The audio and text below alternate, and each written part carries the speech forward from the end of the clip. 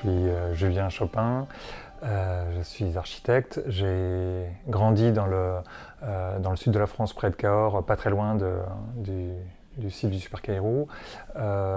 J'ai commencé mes études d'architecture à Toulouse, j'ai fini à Paris-La Villette où j'ai où j'ai commencé à travailler avec Nicolas Delon, qui est devenu mon associé, avec lequel on a fondé Encore Heureux dès la sortie de l'école.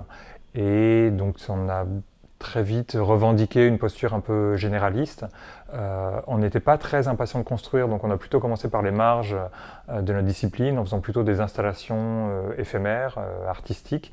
Et puis petit à petit, on a commencé à faire de la maîtrise d'œuvre, et plutôt des équipements publics, culturels, ou aussi des centres d'innovation pour des grands groupes industriels.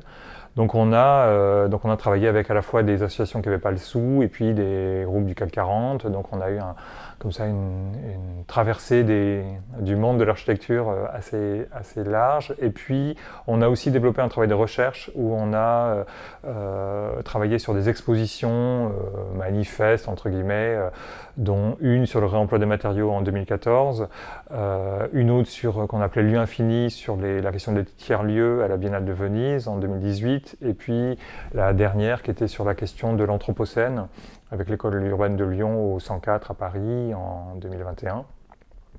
Et donc à chaque fois ça fait l'objet de catalogues et d'ouvrages. Voilà, et j'ai arrêté cette activité d'architecte au sein d'Encore Heureux, donc et pour maintenant me consacrer à la question de l'enseignement. Donc j'enseigne, mais je débute à l'école de Normandie. J'ai donné quelques cours magistraux sur la représentation de l'architecture, et puis là je vais commencer un atelier de projet, voilà, en 3e année sur la question de la forêt.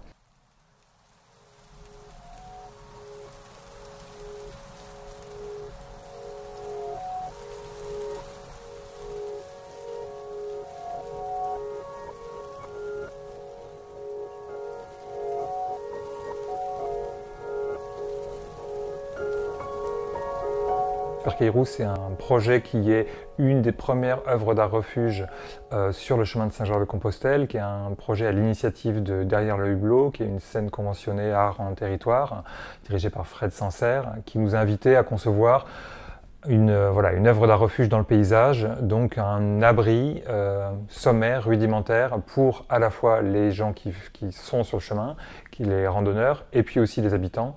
Et donc l'idée, c'était de faire une sorte de tout petit espace pour pouvoir à la fois contempler le paysage et bivouaquer de façon sommaire pour passer une nuit. Effectivement, il a une forme un peu étrange, un peu hybride. Au départ, les premières intuitions très intimes, c'était l'idée de faire ce qu'on a appelé des tentes en pierre sèche. Donc reprendre cette forme triangulaire de la tente canadienne et se dire comment on pourrait construire ça en pierre sèche, ce qui fait que la voûte intérieure est cette forme triangulaire très droite, et ensuite c'est couvert autour par des voûtes, mais assez organiques. Et l'idée aussi, c'était qu'on puisse dormir à 4 personnes. Donc il y a 2 petites cellules, on va dire, qui sont ensuite regroupées par un espace extérieur, qui est une terrasse qui donne sur le soleil couchant, qui est orienté à l'ouest. Et pour rejoindre ces 2 choses-là, on a dessiné une porte, qui est une porte un peu basse, avec cet imaginaire des portes japonaises, dans laquelle on doit baisser et incliner la tête pour ensuite la relever.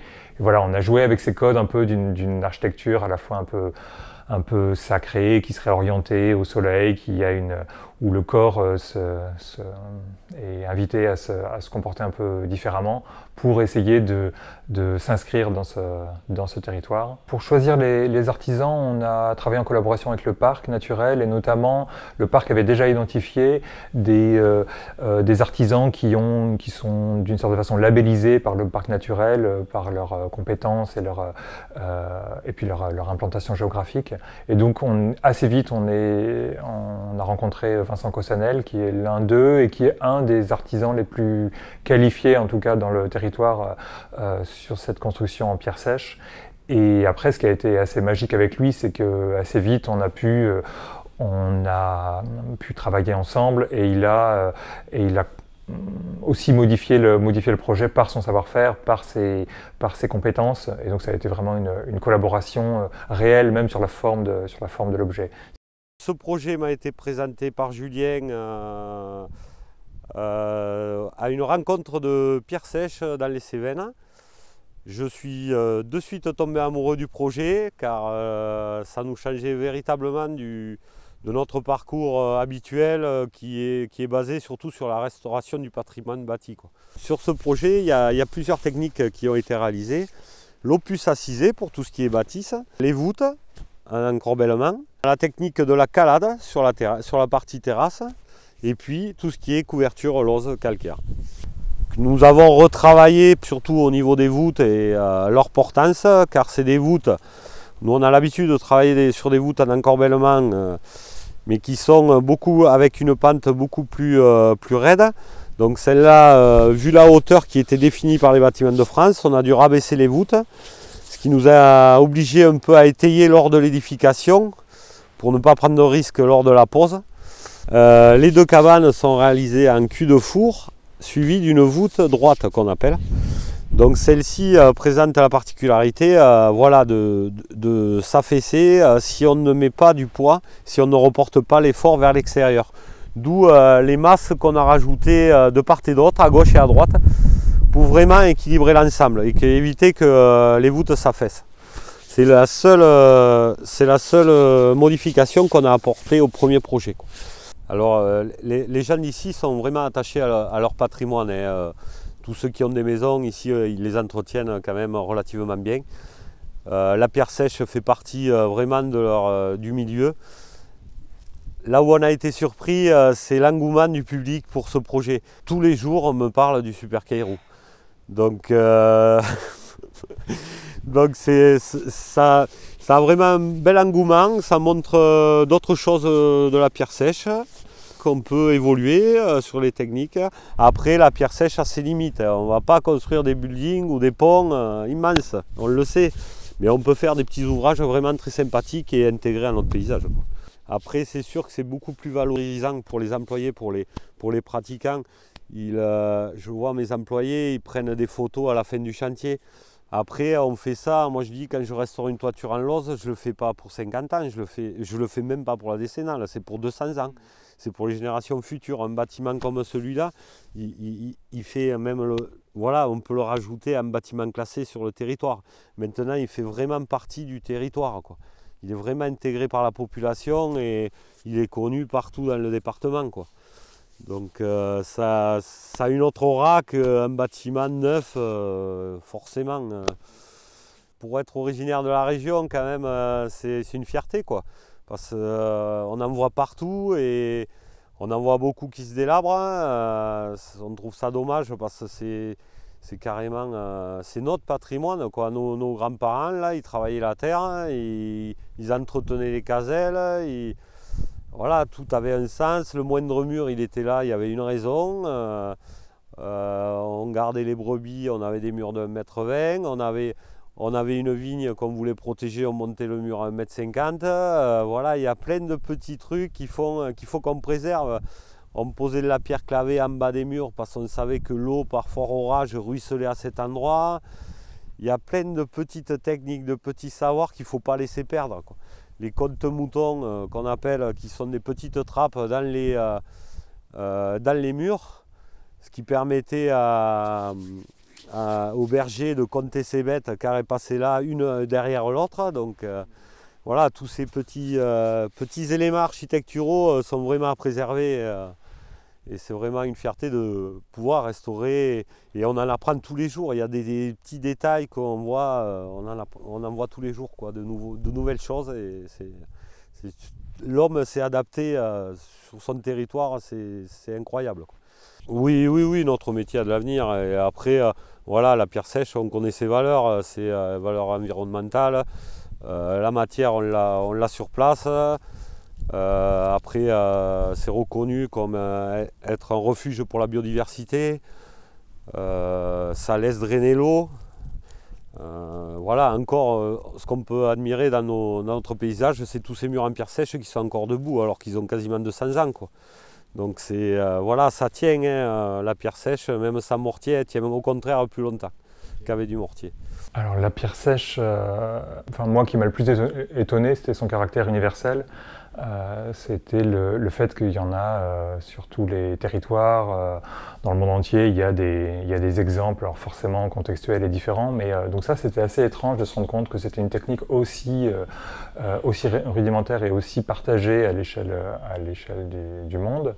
Ça c'est la première chose. Et peut-être la deuxième chose que je dirais aussi, c'est que c'est un caractère intemporel et qui nous a beaucoup intéressés parce que ça permet finalement, quand tu travailles ce matériau-là et cette technique, de t'approcher d'une architecture qui est, j'espère, un peu intemporelle, en tout cas qui s'affranchit des questions, je trouve, de mode et de style. Voilà, il y a quelque chose d'assez intéressant sur cet aspect-là du rapport au temps de cette technique qui a traversé le temps. Oui, c'est vrai, quand on pense pierre sèche, on pense très souvent des aménagements très structurants du paysage et des terrasses et des murets et ce qui a fait beaucoup de qualité. Et les quelques constructions qu'on voit, en tout cas notamment dans le Quercy, c'était ces abris de bergers, presque des sortes de monuments paysans. Malgré tout, c'est des architectures très démonstratives et très fascinantes et très techniques et très intéressantes et très étranges. Mais je ne sais pas quel est exactement l'avenir de la pierre sèche. C'est sûr que ça répond à des questions, des demandes de frugalité, d'authenticité. Ça met en œuvre avant tout des questions de savoir-faire. C'est une sorte de stéréotomie, mais qui se serait mariée avec des questions de ready-made. C'est-à-dire on trouve des choses et puis on arrive à les assembler facilement. Donc c'est une technique fascinante. Après, je pense que comme toute l'architecture aujourd'hui qui doit être écologique, il faut qu'elle soit très attentive à l'emploi de la ressource au bon endroit. Et peut-être que tel qu'on l'a fait, construire entièrement en pierre sèche, c'est peut-être pas très pertinent. Par contre, construire des assises de fondation sur lesquelles on aura une structure bois par exemple, ou des fragments de choses, là je pense que c'est pertinent et intéressant parce que la ressource est là et puis elle est crue, il n'y a pas de liant, il n'y a pas de mortier, de ciment, quoi que ce soit. Donc voilà, mais je pense par contre qu'elle doit être utilisée à bon escient, c'est-à-dire dans un équilibre global de la réflexion matérielle qui doit être la plus légère possible, la plus biosourcée possible. Alors là, en l'occurrence, géosourcée, mais je pense que même dans ce rapport géosourcé-biosourcé, je pense qu'il faudrait faire aussi des pondérations et des proportions. Il y a aussi, idéalement, il faudrait construire en biosourcé, mais majoritairement avec ce qui se renouvelle très vite, donc les fibres, le bois un peu moins parce que ça se renouvelle plus lentement, et puis géosourcé si la matière est abondante ou pas. Donc je pense que c'est un matériau qui va composer le mix matériotique de l'architecture de demain, mais qu'il faut le faire à bon escient et de façon équilibrée. Oui, c'est sûr que dès que tu travailles ce genre de matériaux, il y a une épaisseur, je dirais presque anthropologique, c'est-à-dire que c'est l'histoire de l'architecture. Moi, j'avais l'impression c'était la première fois que je faisais vraiment un acte d'architecture fondamental, parce que on assemblait juste quelques pierres les unes sur les autres. Donc ça, c'est vrai que c'est fascinant. La relation avec les artisans, elle a été effectivement très forte. Je considère qu'on est vraiment co-signataire du projet, donc ça c'est sûr. Et après aussi, ce qui est fascinant, c'est le regard du public. Tout de suite, il y a eu une forme d'adhésion à ce projet, et je pense avant tout une adhésion. Alors le projet est particulier, c'est un petit objet dans un cas très privilégié, mais malgré tout, ce matériau-là touche directement la sensibilité en tout cas des habitants de ce territoire, au-delà des questions de mode, de style, c'est la puissance du matériau, je trouve qu'elle est anthropologique et on a d'autant plus de droit et de devoir de la mettre en œuvre de façon la plus juste possible, sans être ni passéiste, mais en se disant aujourd'hui comment on peut continuer cette aventure-là. Mais c'est sûr que le matériau déclenche des relations humaines assez fortes. Non, ce qui a été fort avec Super Caillou, c'était que de se confronter à une sorte de la préhistoire de l'architecture. Donc ça, c'est quand même très, très étrange quand tu es architecte et se rendre compte que malgré tout, il y avait une place aussi pour l'architecte, même si on était dans les registres presque d'autoconstruction, de choses qui se dessinent pas. On a essayé de la modéliser, c'est très compliqué de modéliser de la pierre sèche et finalement, on a réussi à la formaliser avec de la pâte à modeler. Donc ça me mettait en défaut, entre guillemets, nos compétences d'architecte, nos compétences de dessin, voilà. Et malgré tout, je pense que c'est pour ça que c'est vraiment une co-signature. C'était vraiment dans le lien avec Vincent qu'on a réussi à la faire apparaître.